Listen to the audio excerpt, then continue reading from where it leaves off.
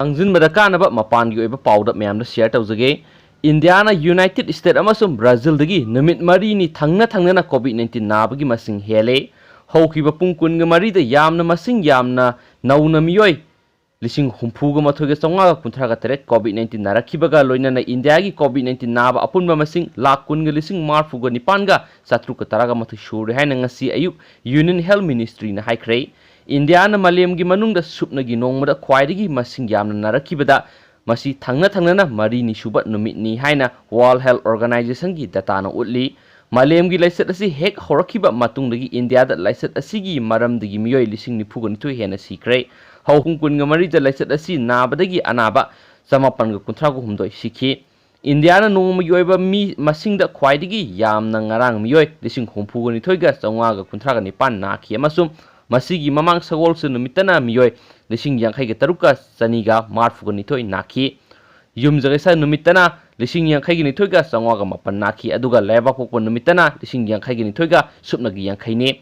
COVID-19 naba masing da India dagi hena yamba lebak ani haibadi United States amasum Brazil da haukiba numit mari ni aduda India dagi masing hantana nakhi anaba masing lising humpu hena narakibada masi India gi thangna na numit mari ni subne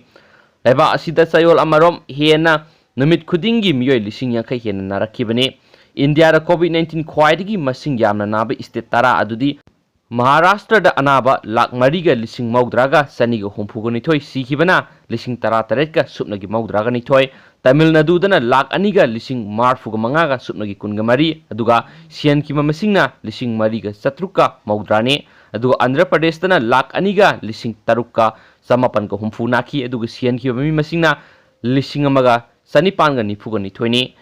Karnataka dana lak amaga lising humpuga mariga samapan ga kunga mari naki sian ki bami masingna lising aniga samapan ga maudraga nipani amasung Delhi dana lak amaga lising nipuga nithoiga satrek ka kunga taruk naki amasung sian ki bami masingna lising mariga supnagi marfuga nithoini aduga Uttar Pradesh dana lak amaga lising taraga humdoiga sahumga humdraga nipan naki amasung sian ki bami masingna lising amaga samapan ga marfuga mathoini aduga West Bengal dana nahan ki bami masingna lising marfuga mapan nga satruka humpuga taruni aduga sian ki mi masingna lising amaga samapan ga yangkai ga marine Telangana dana nahan ki mi masingna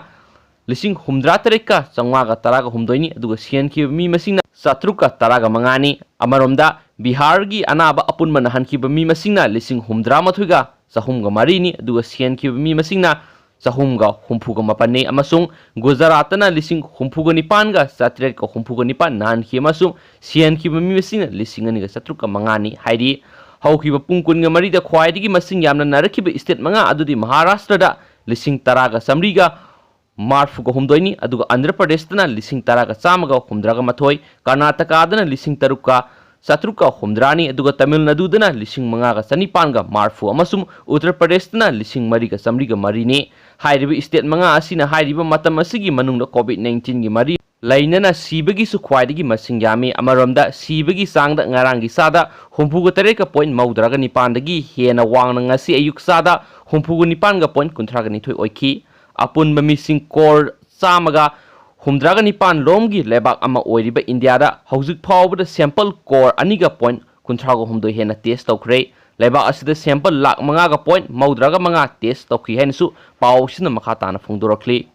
atopa yamna nungaiba paw manamung COVID vaccine $3 yon gadawri malemgi khwaidigi sawa vaccine sungpham institute ama oiriba Serum Institute of India yauna low amasum middle income leiba Lebak singi oina COVID-19 gi vaccine gi mamal $3 lepkadawri masi Gavi Vaccine Alliance amasum Bill and Melinda Gates Foundation gi anauba partnership makhada lakhotpa thorong amagi makhadani Serum Institute of India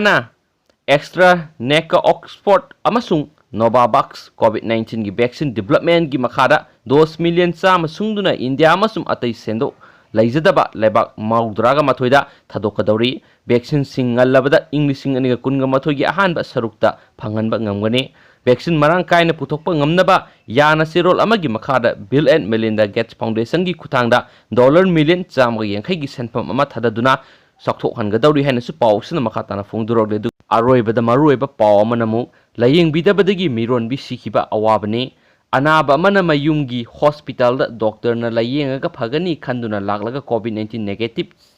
से उतलब फावदा doctor ना लायेंबियु यादबदगी लाइखिदबा हाइबसी लाइबक थिबने अमदी अवाबगी मसकने नुपी ओइबिना अंगांग उनबगी तनफम असि लिथोकपा याद्रबा तंजा अमनि हाइबसी खंगबीदना नुपी सिंग करिसु लैतना खलब्रा हाइबसी अचौबो वहंग अमा ओइरे pandemic ओइरबा कोविड-19 गी तंजा असि अखोइ खुदिंगमकना खंगी अदुबो नुपी अमन अंगांग उनबगी मतम लाक्लबदा कनानासु यैथोकपा ngamdaba नत्ते हाइना वुमेन वेलफेयर ऑर्गेनाइजेशन कंगलाइपाकी